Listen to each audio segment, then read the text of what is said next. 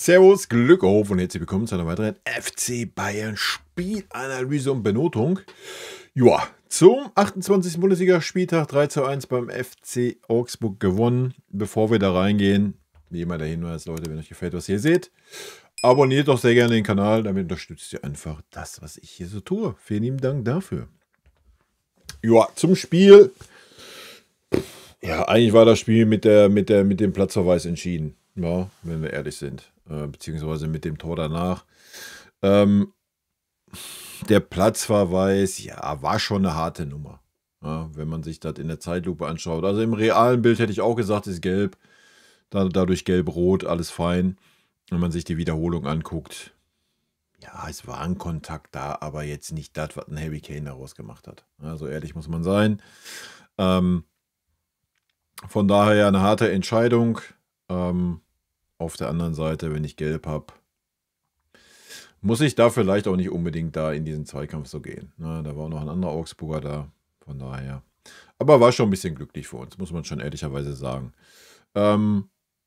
Bis dahin, ja, ich denke, es war so mittel. Ja, erste Halbzeit war nicht wirklich gut von uns. Muss man ganz klar sagen. Viel zu langsam, viel zu behäbig. Harry Kane gar nicht im Spiel, gar nicht zu sehen, absolut. Hat mich so an die alten Levi-Zeiten erinnert, der einfach gar nicht da war, zugegen war. Der Einzige, der ein bisschen da war, war Michael und Leroy, auch Jamal. Erstmal gute Besserung, sah nicht gut aus. Ich denke, unter 3-4 Wochen wird das nichts. War aber auch kein Faktor heute, Jamal. Ja, war schwach. Immer wieder festgedribbelt, schlechte Entscheidungen getroffen. Haben uns super schwer getan in der Offensive. Kreativität durch die Mitte war nicht zugegen. Kimmich schwach heute. Palhinha ist ja vieles. Hat man dann in der zweiten Halbzeit in 1-2 Aktionen gesehen. Aber mit Sicherheit keiner, der nur ansatzweise ein Spiel gestalten kann. Der kann keinen öffnenden Ball spielen, der kann keinen Ball in die Tiefe spielen, der spielt nur den Ball dahin zurück, von wo er ihn bekommen hat. Oder maximal quer auf den Kimmich. Ja, das ist ein Palhinha, also. Boah, weiß ich nicht, Alter. Ja, da muss was anderes passieren. Also, den musst du ganz klar nach hinten stellen. Es kann nicht sein, wenn Kimmich und Palhinha auf dem Feld stehen, dass ein Kimmich der hintere Part ist, Alter. Das ist, dann spar dir den Palhinha. Also, das ist eine Katastrophe. Also, Kreativität ist da nicht gegeben durch die Mitte. Ja, das muss man ganz klar sagen. Und schon gar kein schnelles Aufbauspiel. Ja, das war super lahmarschig heute. Wie gesagt, wenn es mal schnell wurde, ging es von Michael aus. Oder Leroy durch eine gute Einzelaktion, der einen guten Bewegungsradius heute hatte in der ersten Halbzeit. Das war ordentlich vom Leroy heute. Zweite Halbzeit, ja, wie gesagt. Platzverweis, Tor und dann war der Bums eigentlich durch. Da haben wir es gut gemacht, souverän gemacht, den Ball in eigenen reingehalten, obwohl da auch nochmal 1-2 wilde Sachen bei waren, dann Chancen von Augsburg, ja, was man sich hätte schenken können, dass Augsburg dann zum Schluss offen macht. War klar, ja. War abzusehen. Konnten wir nicht nutzen. Zuerst durch Leroy, muss er einfach machen, das Ding. Ja. Hätte er das Ding gemacht, wäre er für mich auch Spieler des Spiels gewesen. Hat er nicht gemacht, aber dann hat er das Glück gehabt und hat das 3:1 dann ja noch gemacht, war halt ein bisschen abgefälscht. Ja. Und dann war der Bums durch. Ja, man muss sagen heute, es war das erwartet schwere Spiel. Ein bisschen glücklich durch diesen Platzverweis. Am Ende des Tages, ja, drauf geschissen. Ja, drauf geschissen, wieder ein Spiel durch, noch 6 Spiele, wovon du 4 gewinnen musst. Punkt. Jetzt kommt Inter. Ich gehe davon aus, dass ein Jamal nicht dabei ist. Das wird wehtun. Erst recht, wenn man heute Thomas Müller gesehen hat. Ich denke, heute hat man nochmal gesehen, warum es gar keine Diskussion gibt sportlich. Ja, das war heute Mehrwert gleich 0 von Thomas Müller. Ja. Zudem gab es natürlich noch das Kapitänsbinden Intermezzo. Wo war die Kapitänsbinde in der zweiten Halbzeit, Leute? Hat der Josh die schnell abgerissen, bevor Thomas Müller kam und hat sie in der Hosentasche versteckt, oder was? Irgendwie haben wir zweite Halbzeit ohne Kapitän gespielt, ne? Wilde Nummer. Gut. So viel zum Spiel. Ich gucke mal eben, ob mittlerweile Statistiken da sind. Sind nicht auf der Bayern-Seite. Von daher schenken wir uns das heute mal. Ich denke, jeder, der das Spiel gesehen hat, die Statistiken. Ja, der Zweikampfwert wäre vielleicht interessant gewesen. Ich kann mal eben auf Dingens gucken. Wartet. Der Rest sollte klar sein. Sollten wir überall vorne sein, Ballbesitz und so weiter. Das sollte außer Frage stehen. Ich gucke mal eben hier rein. Expected Goals 0,33 für Augsburg, 2,83 für uns. Großchancen 1,2, Schüsse insgesamt 6,19. Paraden 5,2, Eckstöße 2,4, Fouls 8,8, Pässe 285 zu 684. Tackles 13, 17, Freistöße 8, 8, gelbe Karten 4, Augsburg, wir 0. Ja, rote Karten. Auch hier ist keine Zweikampfquote bei, oder was ist ja wild. Was haben wir hier unten noch?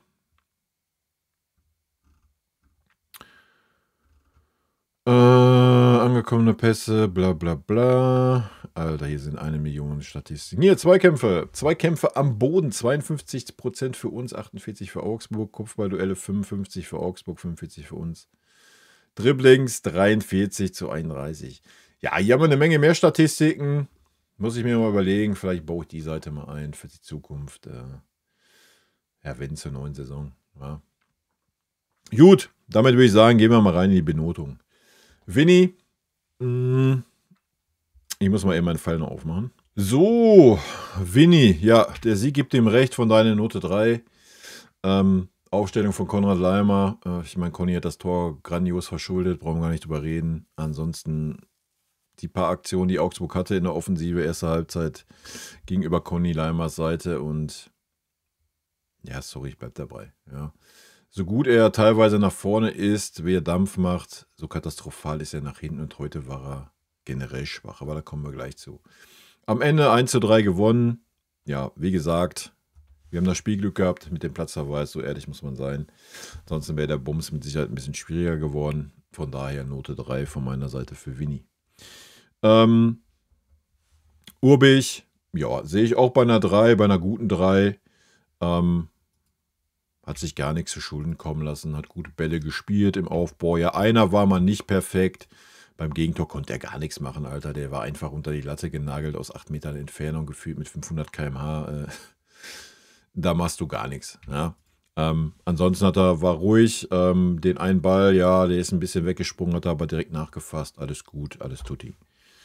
Ich mache mal ganz kurz noch die Aufstellung. Was ist hier los, Alter? Katastrophe. Nicht, dass ich hier noch Gewinn vergesse, ne? So geht's ja nicht. Oder krieg ich Aufstellung auch nicht, oder was? Das ist ja eine wilde Nummer hier auf der Bayern-Seite heute. Ei.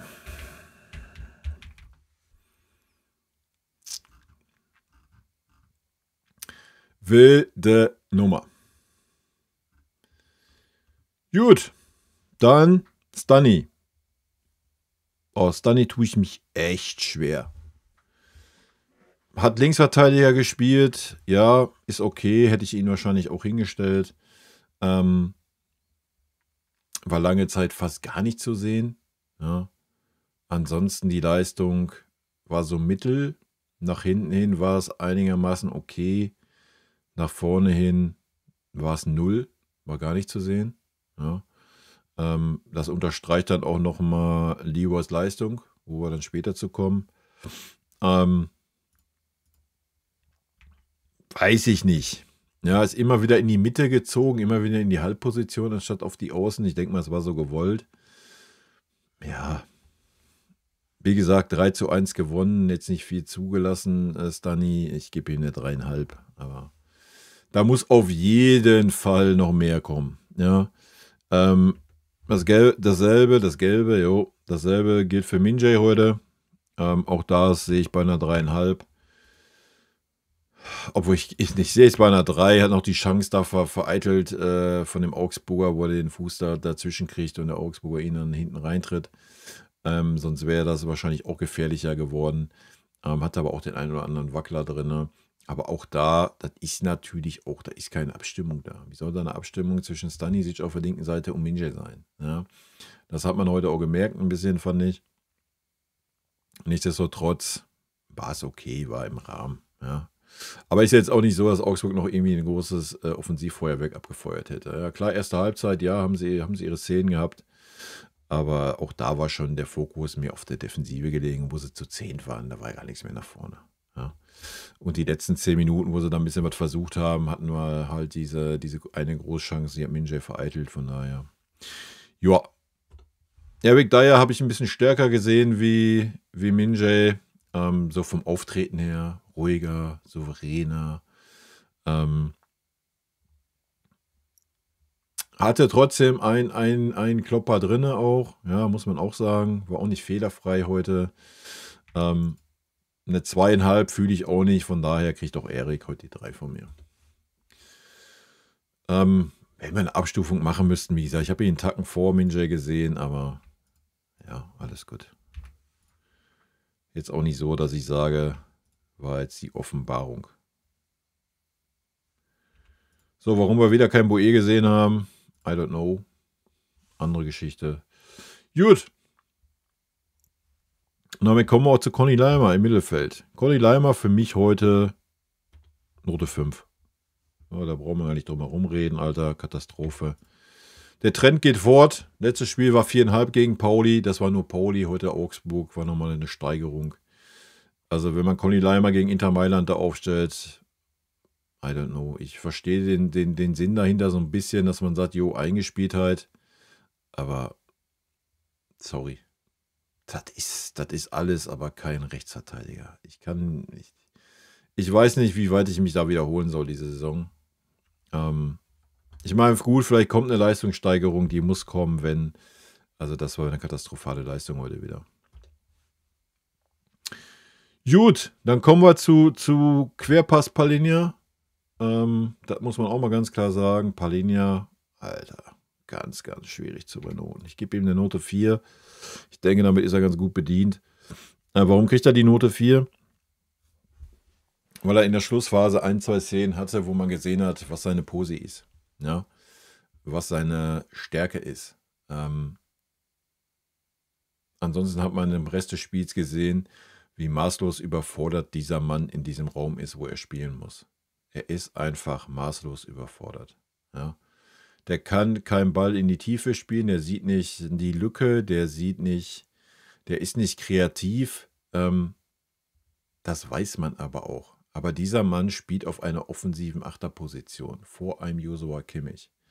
Ja, was willst du von diesem Mann verlangen auf dieser Position? Der spielt den Ball dahin zurück, von wo er ihn gekriegt hat, weil er keinerlei Ideen hat, gar nicht weiß, was er damit anfangen soll. Oder spielt einen Querpass dann auf Josh und hofft, dass er den Ball nicht wieder zurückkriegt. Ja. Wenn er da mal in den Räumen war, wo er hingehört, dann war er stark. Ja, dann war er da, hat die Bälle weggearbeitet. Das kann natürlich ein Faktor sein für Inter. Aber man muss dann sehen, dass dann einfach null Kreativität durch die Zentrale kommt. Ja? Zumindest wenn Kimmich hinterm Palhinha spielt. Und Kimmich muss dann vorm Palhinha spielen. Ja, es kann nicht sein, dass nur die Majestät sich den Ball zwischen den Innenverteidigern abholen darf oder sowas. Also Palhinha hat das jahrelang gespielt. Ja? Und zwar auf ein Level, was defensiv um Längen besser ist, wie es ein Joshua Kimmich jemals spielen kann. Ja? Und ein Joshua Kimmich ist natürlich von der Kreativität her und von der Spieleröffnung um Längen besser, wie es ein Palhinha ist. Ja? Also I don't know. Auch das geht in meine Scheißbirne nicht rein. Aber am Ende haben wir 3:1 gewonnen. Vielleicht reicht mein Fußballverstand einfach auch nicht aus dafür. Und das ist alles richtig so mit einem Palhinha auf der 8 und einem Conny Leimer als Rechtsverteidiger. Wer weiß das schon. Für mich Note 4. Mit dem Hinweis, er kann es halt auch nicht besser auf dieser Pose. Ja, das muss man mal ganz klar sagen. Ja, damit kommen wir zum gerade angesprochenen König. Der war heute auch nicht gut. War aber immer noch der, wenn was passiert ist, es eingeleitet hat. Ja. Und von daher kriegt er von mir die 3,5. Junge.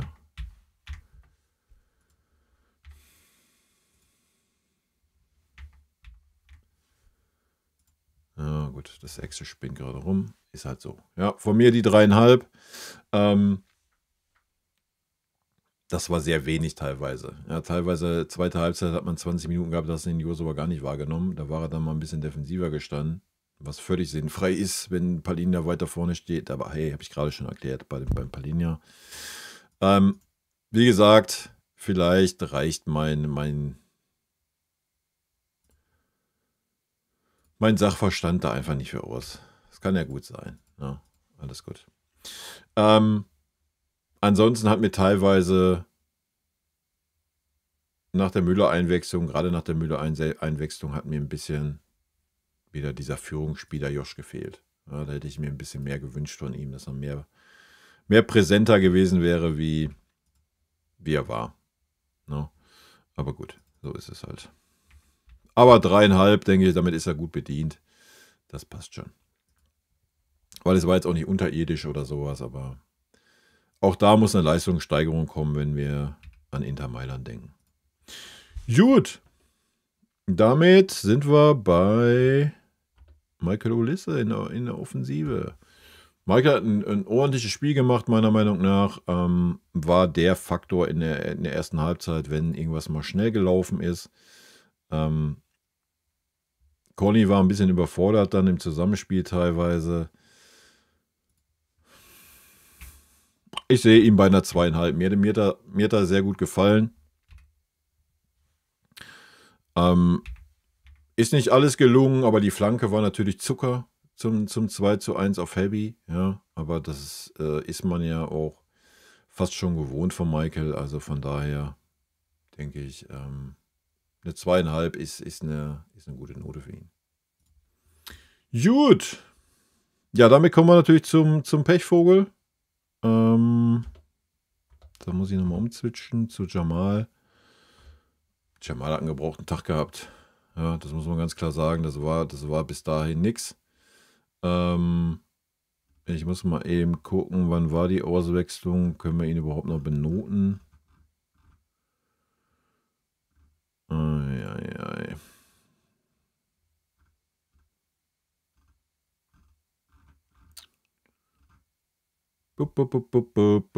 54. Jo, können wir.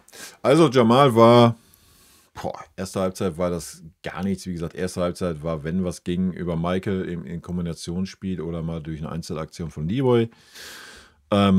Musiala hatte 2, 3 Einzelaktionen, die waren alle Müll. Hat dann natürlich das Tor gemacht. Ja, das muss man klar sagen, das war stark. Den musst du halt erstmal so machen, gar keine Frage. Aber alles andere war wirklich schwach. Ja, man hat aber, glaube ich, gesehen, dass einfach ein bisschen, also es sieht nach einer Muskelverletzung aus und man hatte auch so den Eindruck, dass so ein bisschen die Frische gefehlt hat. Ja.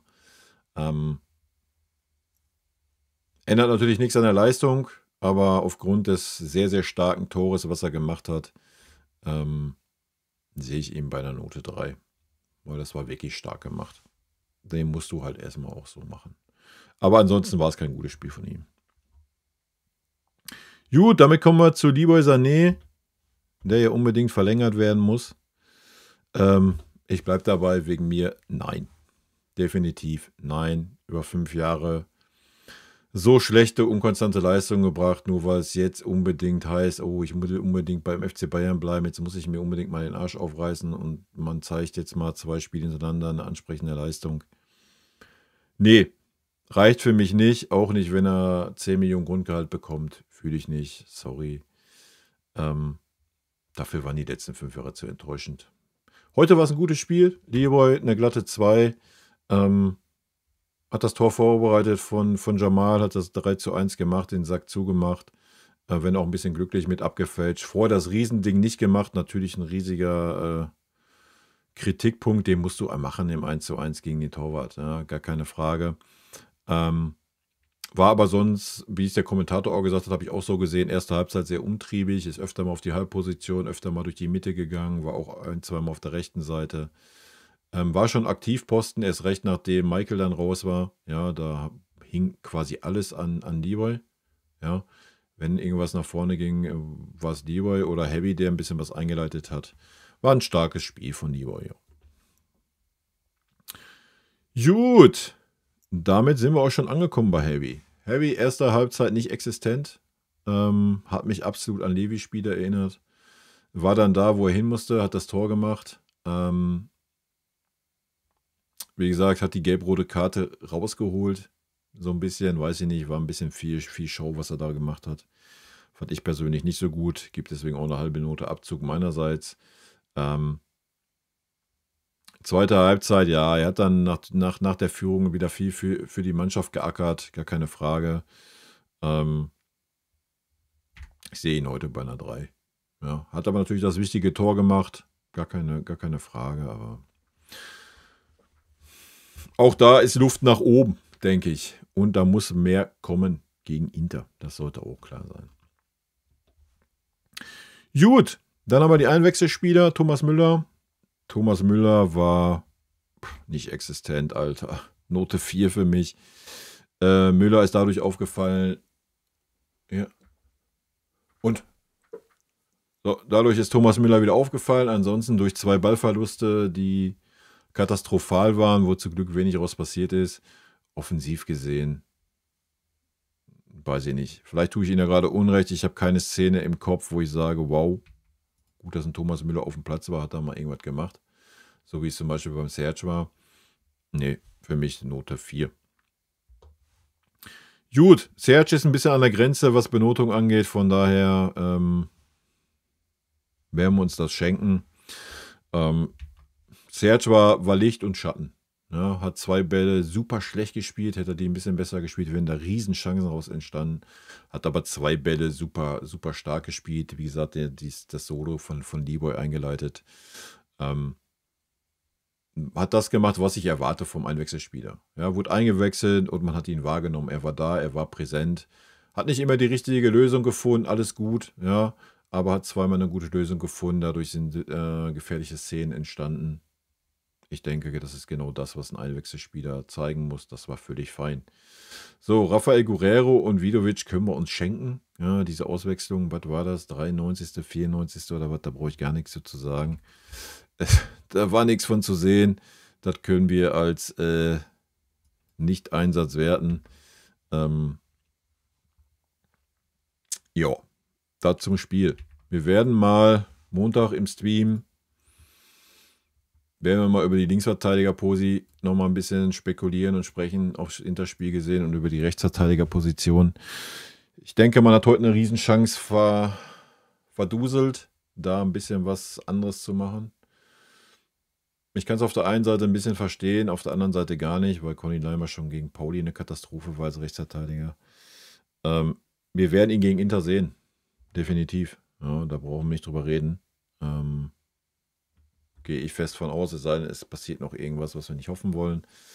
Ansonsten, Jamar fällt aus. Wir werden in der Mitte super unkreativ sein, weil ein Palinja, keine Ahnung, du musst hoffen, dass ein Goretzka spielt. Also ganz ehrlich, um da mal eine ganz kurze Minute vorwegzunehmen, normalerweise musst du gegen Inter Risiko gehen, musst umstellen. Du musst einen Josua auf die Rechtsverteidiger-Posi stellen, in der Mitte stellst du ein Palinja auf die 6 und meinetwegen Leon oder ein Conny Leimer auf die 8. Links kannst du den Stani lassen als Linksverteidiger, was Besseres hast du da gerade nicht. Dass du wenigstens ein bisschen Ideen durch die Mitte hast. Ja? Und dass du wenigstens eine stabile Rechtsverteidiger hast. Ja? Und Josh durch seine starken Flanken kann da auch ein Faktor werden auf der Seite mit Michael zusammen. Ne? Weil durch die Mitte ein bisschen weniger gehen wird, wenn Jamal nicht dabei ist. Ja? Aber da werden wir mal Montag im Stream ein bisschen drüber quatschen. Leute, ich wünsche euch ein super duper Wochenende. Wir haben jetzt 9 Punkte vor. Leverkusen muss erstmal nachlegen. Bin ich gespannt. Vielleicht sind die noch ein bisschen geknickt vom Pokalfinale und denken so, oh ja, sieht jetzt auch schlecht aus, Bayern wieder gewonnen. Wer weiß, wie gesagt, Heidenheim kämpft um Klassenerhalt. Mal abwarten, ne? In diesem Sinne, Leute, vielen lieben Dank für eure Aufmerksamkeit, vielen lieben Dank für euren Support hier auf dem Kanal. Haut rein, bis dann. Tschüssi! Vielen lieben Dank für euren Support hier auf dem Kanal. Und in diesem Sinne, gute Freunde kann niemand trennen.